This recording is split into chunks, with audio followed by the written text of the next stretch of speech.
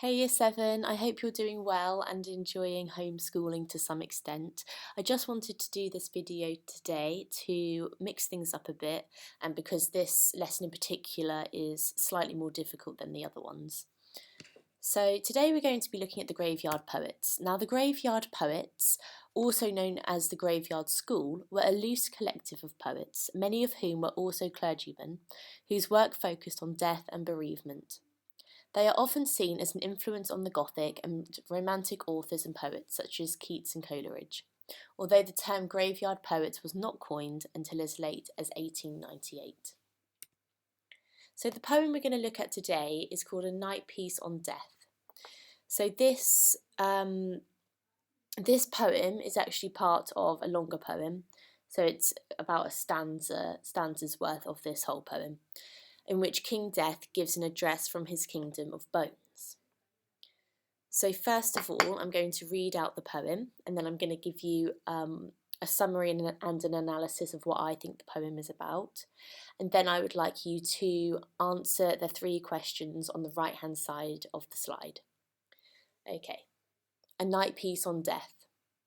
Now from yon black and funeral yew that bathes the charnel house with dew, methinks I hear a voice begin, ye ravens cease your croaking din.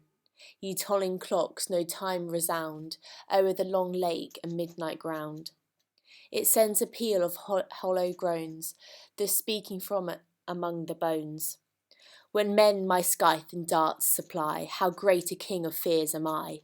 They view me like the last of things, they make and then they dread my stings.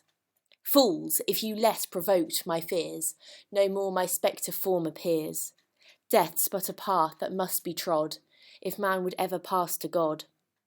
A port of calms, a state of ease, from the rough rage of swelling seas.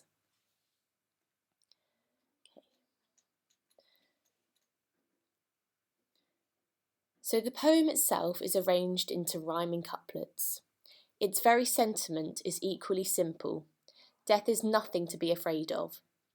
The atmosphere of the poem is rich, conjuring the dark blue and silver of contemplative night before plunging amongst the tombs of both the great and the humble.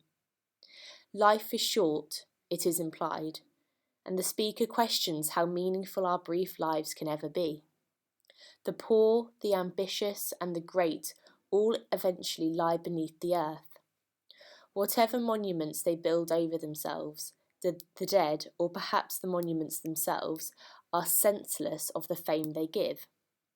The poem is far from nihilistic, however. So nihilistic means life is meaningless. What I find most compelling about the poem is not its tombstones or the arresting stanza where the dead rise from the earth, but its conviction that the fear of death is entirely made from the mystique that humanity cloaks it in. Life itself is a prison illuminated only by the lamplight of Christian faith that death releases us from. The pious soul, with a joy transcending sense, sees death as an escape from the darkness of life, allowing us to emerge blinking into the light of heaven.